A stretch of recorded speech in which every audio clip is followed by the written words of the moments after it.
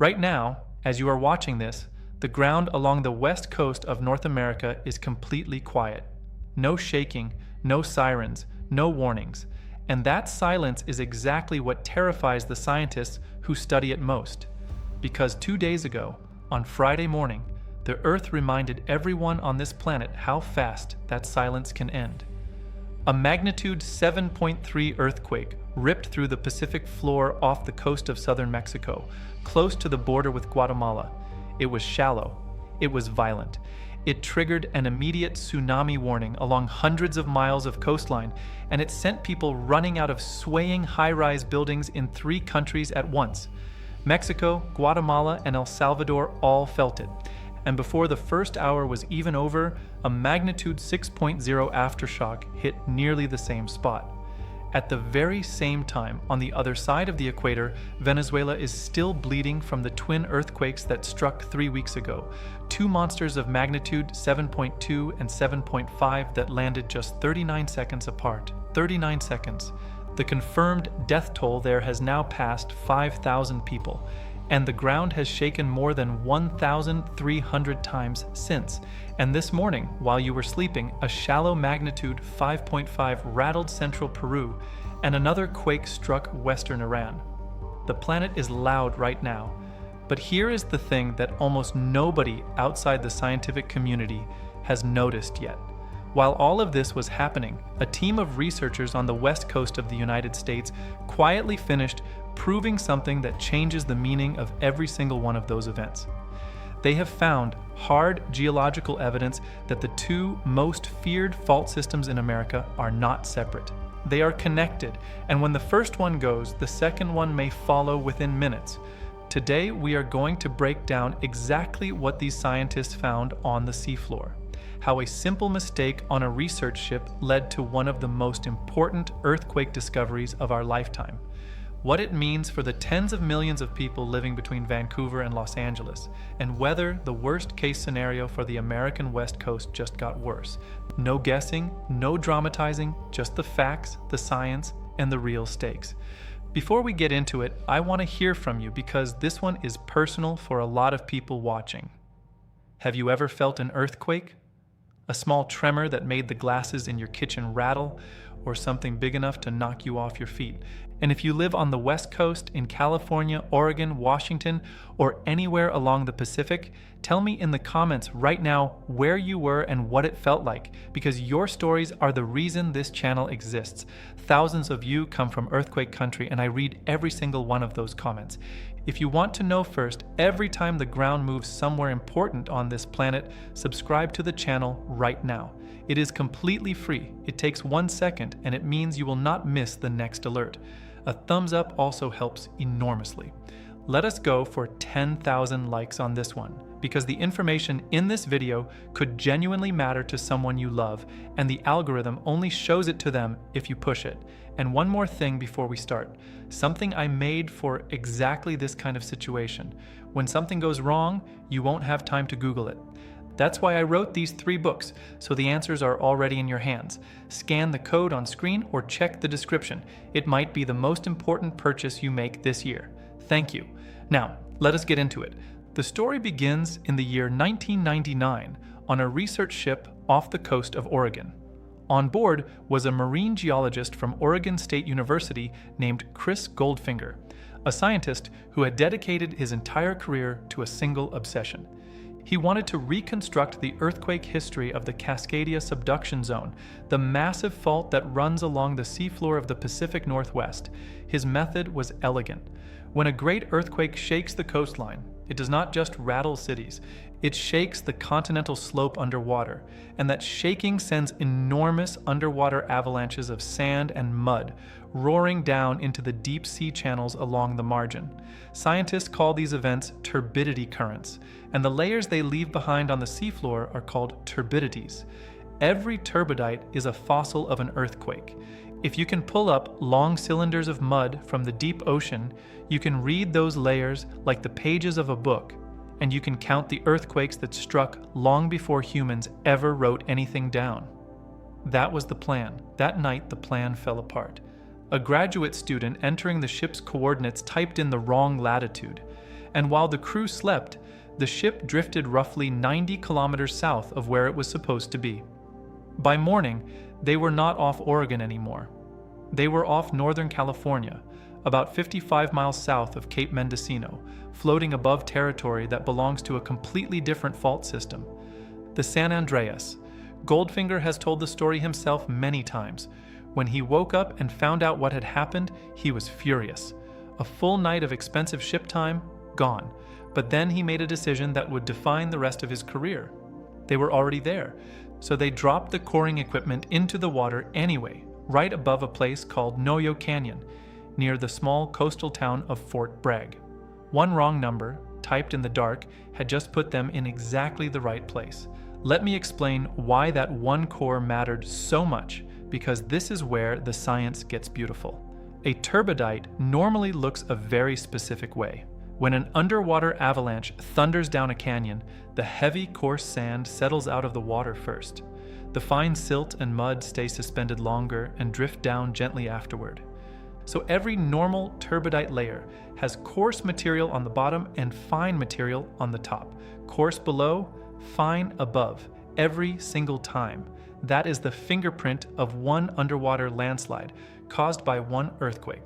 But when the team pulled up the Noyo Canyon core and split it open, they found something that did not make sense. Over and over again, stacked through 3,000 years of seafloor history, they found layers that were upside down, a fine-grained silty unit, and then directly on top of it, a very coarse sandy unit. Upside down, backwards. Goldfinger has described standing there scratching his head at these big, thick, sandy doublet events because nothing about them fit the textbook. 2 layers, paired together, and the second one always coarser than the first. They called them doublets, and at first nobody could explain them. So what does an upside-down layer of mud actually mean? Think about it this way. Imagine you shake a jar full of sand and muddy water and set it on a table. The heavy sand drops to the bottom in seconds. The fine mud takes many minutes, sometimes hours, to settle on top. Now imagine that while the mud is still slowly settling, someone shakes the jar a second time, even harder. A fresh pulse of heavy sand crashes straight down through the water and lands directly on top of the half-settled mud. What you get is fine material below and coarse material above, an upside-down layer.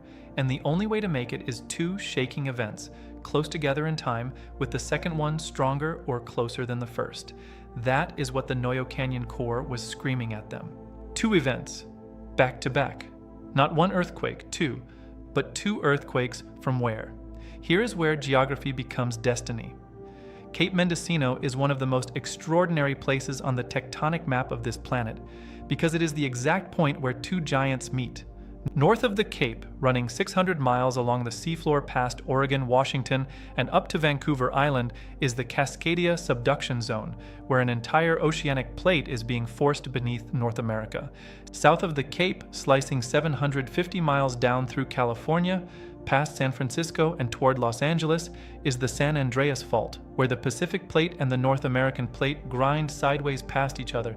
These are 2 completely different machines. They snap in different ways, they are driven by different forces, and for more than a century, scientists studied them as 2 separate nightmares. The Noyo Canyon core was sitting almost exactly on the border between them, close enough to record both. And that is when the light bulb went on. Goldfinger realized that the fine-grained layer at the bottom of each doublet was probably the fingerprint of a massive Cascadia earthquake, felt weakly at that distance. And the coarse sandy layer on top was a second separate earthquake, much closer, on the northern San Andreas. Cascadia went first, the San Andreas followed, and the seafloor had been keeping receipts for 3,000 years. One core, though, is not proof. One strange core could be a fluke, a storm, a flood, a weird local landslide. So the team did what real scientists do. They spent years pulling up more than 130 cores from the seafloor, north and south of Cape Mendocino, building a library of mud covering roughly 3,100 years of history. They used radiocarbon dating to pin ages to the layers. They eliminated every other explanation they could think of. Storms could not do it because these deep channels sit far beyond the reach of storm waves, and there are no hurricanes in that part of the Pacific. River floods could not do it, because there is no river feeding those canyons the sediment they would need. Aftershocks could not explain it either, because aftershocks cluster on the same fault that just ruptured, and these pairs of layers were recording violence on two different faults in two different places. When the radiocarbon dates came back, the pattern held. The paired deposits north and south of the Cape had formed at the same time, within the limits of the dating, again and again and again. The conclusion, published after decades of work in the journal Geosphere, is the one now making headlines around the world. The northern San Andreas Fault and the Cascadia Subduction Zone appear to be partially synchronized. When Cascadia ruptures in a great earthquake, it can trigger the San Andreas. And in at least 3 cases in the past 1,500 years, including the most recent giant Cascadia event, the gap between the two was not years. It was not months. The evidence points to minutes or hours, minutes. Now, I want to be very precise about who is saying this because on this channel, we deal in real science, not internet rumor. This is not a fringe claim. The lead author is one of the most respected paleoseismologists alive, a man who has spent roughly 30 years dragging cores out of the Pacific, and the author list includes researchers from Oregon State, the National Oceanic and Atmospheric Administration, the University of Washington, the California Department of Conservation, and institutions in Germany and Spain. The work first appeared as a hypothesis in a 2008 paper, and the new study is the result of nearly 2 more decades spent trying to prove themselves wrong. They could not, and Goldfinger himself does not soften what it means. He has said publicly that it is hard to exaggerate what a magnitude 9 earthquake would be like in the Pacific Northwest, and that the possibility of a San Andreas earthquake following it is, in his words, movie territory. He has said that we are all used to hearing about the big one, Cascadia, as this catastrophic huge thing, and that it turns out the big one is not the worst case scenario. And here is the line that should stay with you, from a man who grew up in the Bay Area and knows these faults better than almost anyone alive. He said that if he were in his hometown of Palo Alto and Cascadia went off, he thinks he would drive east, because in his view, there is a very high risk the San Andreas would go off next. So that is the discovery. But to truly understand what it means, you need to understand the two monsters individually, because each of them alone is a catastrophe that America is not ready for. And the first one, the one scientists say goes first, is the quieter and far more dangerous of the pair. It is time to talk about Cascadia, the 600-mile fault that produced no major earthquake in all of recorded American history, and why that silence is the most frightening thing about it. Most people watching this video have heard of the San Andreas Fault. It is in movies, in songs, in the nightmares of every kid who grows up in California. But ask the average American about Cascadia and you will get a blank stare. And that gap in public awareness is dangerous because Cascadia is the single most powerful fault system in North America, and it is hiding in plain sight. The Cascadia Subduction Zone runs for roughly 600 miles along the seafloor of the Pacific Northwest, starting right at Cape Mendocino in Northern California, running past the entire coast of Oregon, the entire coast of Washington, and ending off Vancouver Island in Canada. Out there, offshore, an oceanic plate called the Juan de Fuca Plate is sliding beneath the North American plate. Let me explain why that word beneath changes everything. On the San Andreas, the two plates slide sideways past each other like two ships scraping hulls. The fault can only store so much energy before the rocks slip, and that limits how big its earthquakes can get. But at Cascadia, the seafloor plate dives under the continent. The leading edge of North America gets dragged down with it, bent downward like a loaded spring, locked in place by friction for centuries at a time. The coastline itself slowly warps and bulges upward year after year, storing energy across the entire 600-mile length of the fault. And when that lock finally fails, the whole coastline lurches back at once. That is a megathrust earthquake. It is the same type of earthquake that hit Sumatra in 2004 and Japan in 2011. the biggest earthquakes this planet is capable of producing. And here is the detail that keeps seismologists up at night. In all of written American history, Cascadia has never produced one, not one. The fault sat silent through the founding of the country, through the gold rush, through 2 world wars, through the entire rise of Seattle, Portland, and Vancouver. For a long time, scientists wondered if the fault was even capable of a great earthquake at all, or whether it was sliding along gently and harmlessly.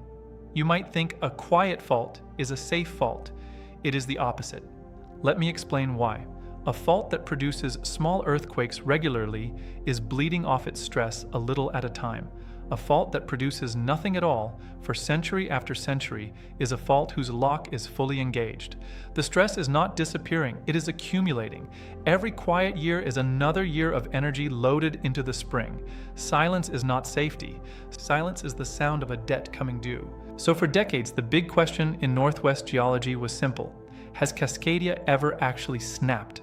And the answer was written in 3 completely different places, in 3 completely different languages, and it took detective work on 2 continents to read it. The first clue was the ghost forests. Along the coast of Washington and Oregon, there are stands of dead red cedar trees sitting in tidal marshes, gray skeletons of trees that have been dead for centuries but never rotted away, preserved by the salt water that killed them. Something had lowered the land itself, suddenly, dropping living forests below the reach of the tides and drowning them in salt. A geologist named Brian Atwater studied those trees, and when his team used tree rings to date when they died, the answer came back impossibly precise. The trees all died in the same season, the winter of 1699 to 1700. Whatever dropped that coastline happened in a matter of moments, and it happened everywhere at once. The second clue was in the oral histories of the native peoples of the coast, the Quileute, the Makah, the Tillamook, and others, who carried stories across generations of a night when the ground shook for a very long time, and the sea rose up and swallowed entire villages before morning. Scientists used to file those stories under legend. They should not have. And the third clue came from across the ocean, and it is one of my favorite detective stories in all of science. Japan keeps meticulous written records going back more than 1,000 years, and Japanese historians knew of a strange event in the year 1700. A tsunami struck the coast of Japan with waves damaging villages and flooding fields, but no earthquake was felt anywhere in Japan before it. No shaking, just the ocean rising up out of nowhere. They called it the orphan tsunami, a tsunami with no parent earthquake, and for centuries nobody could explain it. Until the ghost forests and the oral histories and the Japanese records were finally laid side by side. On the evening of January 26, 1700, at around 9 o'clock at night local time, the entire Cascadia Subduction Zone ruptured. The earthquake is now estimated at magnitude 9.0. The land along the coast dropped by several feet in seconds, killing the cedar forests at the same moment, and the tsunami it launched crossed the entire Pacific Ocean in about 10 hours and arrived in Japan the next day. That is the real event the seafloor cores are built on, and it is also, remember, the most recent of the 3 cases where Goldfinger's team believes the San Andreas followed within minutes to hours.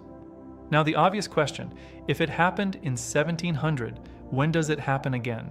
Here's what the geological record says, and I want to be honest about what it does and does not tell us. Over the past 10,000 years, the Cascadia margin has produced roughly 19 great earthquakes. Do the simple math and you get an average gap of around 500 years.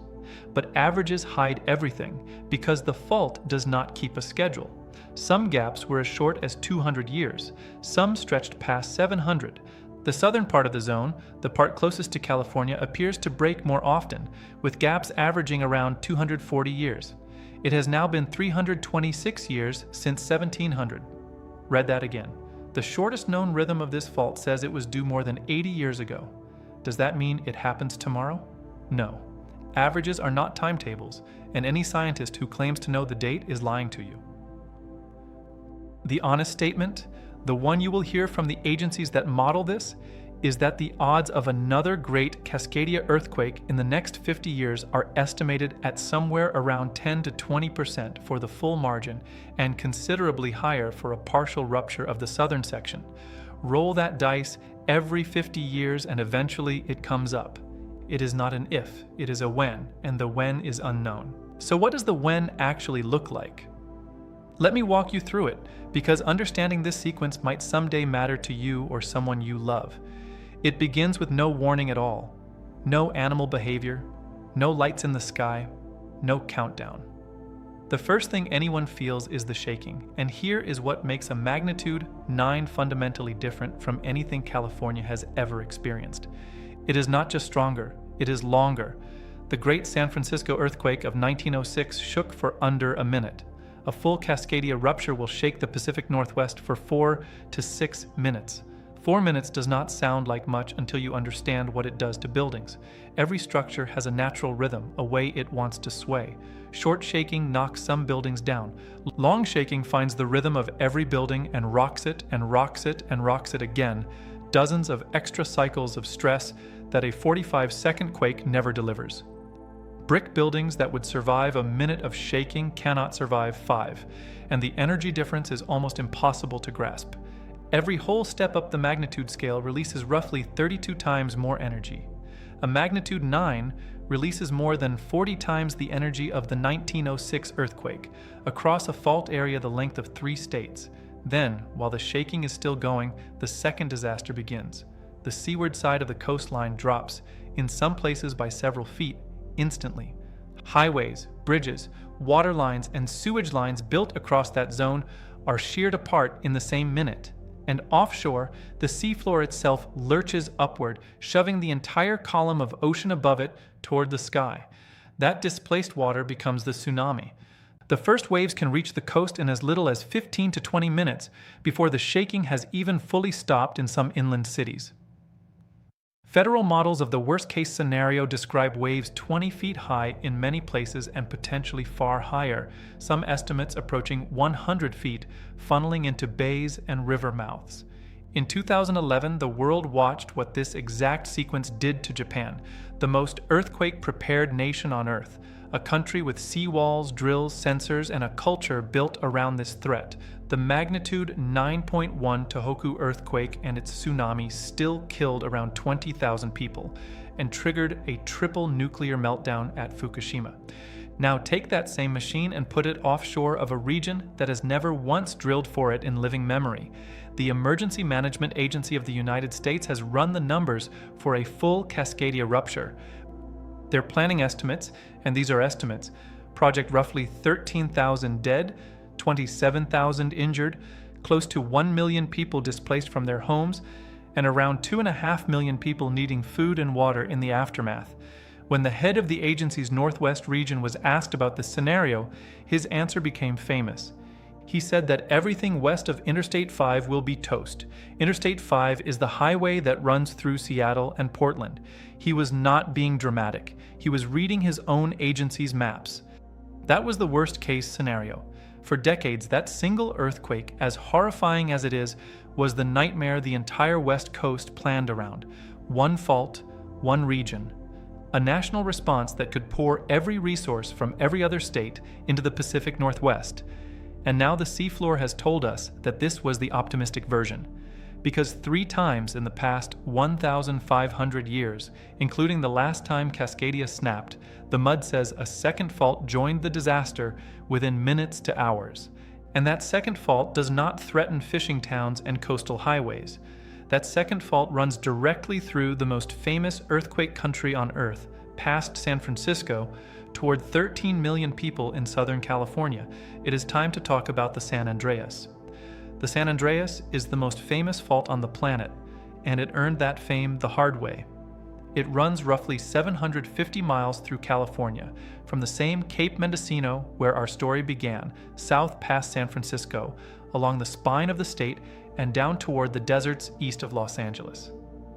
It is the boundary where the Pacific Plate, carrying a sliver of California, including Los Angeles, slides northwest past the North American Plate, at roughly the speed your fingernails grow, about 2 inches a year.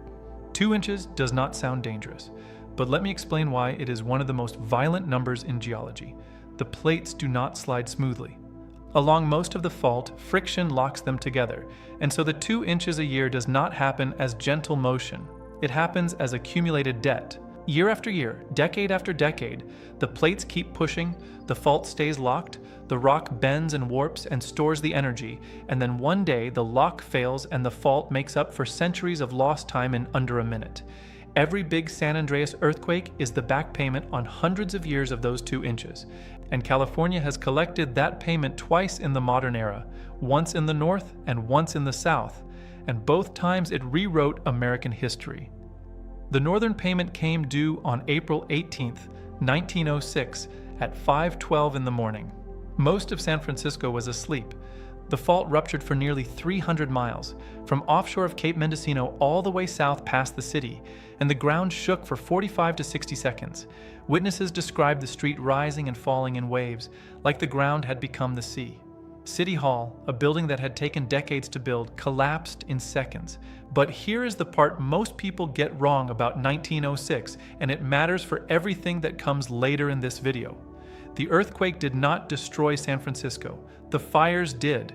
As the shaking snapped chimneys, toppled stoves, and severed gas lines across a city built almost entirely of wood, dozens of fires ignited at once. And when firefighters ran to their hydrants, they found nothing, because the same shaking that started the fires had also shattered the water mains beneath the streets. Let me explain why that detail terrifies every disaster planner alive. The fire burned for 3 days. It destroyed roughly 80% of the city. Firefighters were so desperate they tried dynamiting buildings to create fire breaks, and in some cases the explosions just set more fires. Around 3,000 people died.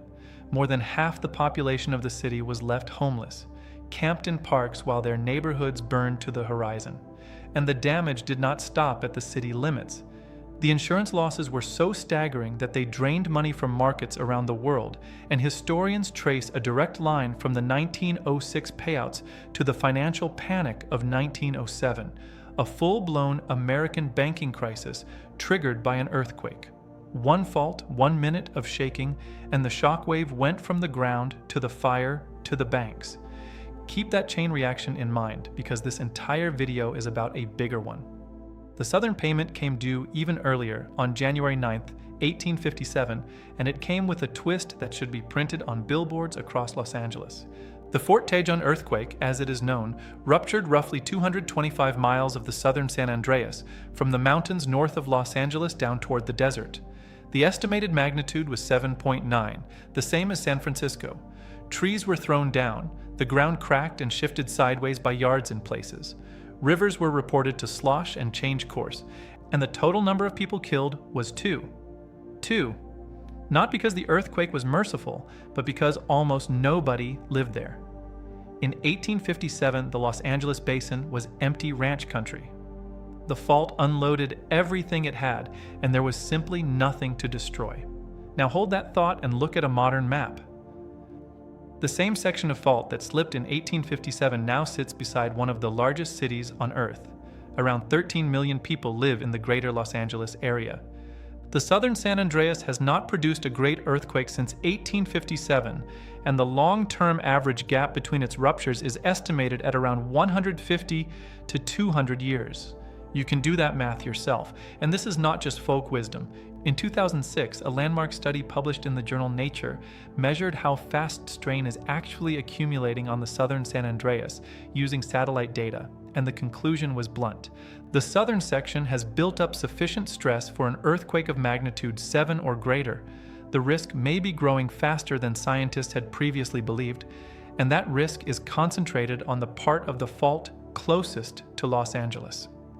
The scientists who work on this fault have been saying the same thing for years, in increasingly plain language. The southern San Andreas is loaded. It is not a question of whether it produces a major earthquake.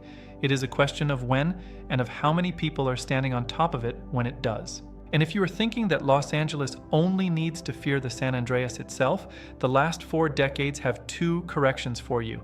On October 17, 1989 at 5:04 in the afternoon, with tens of millions of Americans literally watching live television because the World Series was about to start in San Francisco, the Loma Prieta earthquake struck. Magnitude 6.9. 63 people killed. A double-decker freeway in Oakland pancaked, crushing the cars on the lower level. and 42 people died on that one stretch of road. A section of the Bay Bridge failed. The Marina District, built on soft-filled ground, shook itself apart and burned. 6.9 is not even close to what the San Andreas can do, and it shut down a World Series and killed 63 people in 15 seconds. Then, on January 17, 1994, at 4:30 in the morning, Los Angeles was hit by Northridge, magnitude 6.7 breeds. 57 people killed, thousands injured, freeways collapsed across the valley, and the damage ran into the tens of billions of dollars, making it one of the most expensive natural disasters in American history. And here is the detail that should keep every Angelino awake. Northridge was not on the San Andreas at all. It was on a blind thrust fault that nobody had ever mapped, a fault completely hidden beneath the city with no trace on the surface. Los Angeles can bleed without the San Andreas even being involved. The San Andreas is simply the biggest blade on the table. So where does that leave us? In the Pacific Northwest, a 600-mile megathrust that produces magnitude 9 earthquakes and 30-meter tsunamis, 326 years into a cycle that has averaged far less. In California, a 750-mile fault whose southern half has been locked and loading since 1857, sitting beside 13 million people. And between them, at Cape Mendocino, a meeting point where the two systems touch, where three tectonic plates collide in the most seismically active corner of the continental United States. For more than a century, emergency planners treated these as two separate disasters on two separate timelines, with two separate response plans. One plan for the big one in the Northwest, another plan for the big one in California. And the unspoken assumption underneath all of it was that when one disaster struck, the rest of the country would be standing by, intact, ready to pour its resources and its rescue teams into the single stricken region. The new research says that assumption may be a fantasy, because the mud at the bottom of the ocean says that when the northern monster wakes up, it reaches down and shakes the southern one awake too. But how? How does an earthquake 600 miles long on one kind of fault trigger another earthquake on a completely different kind of fault?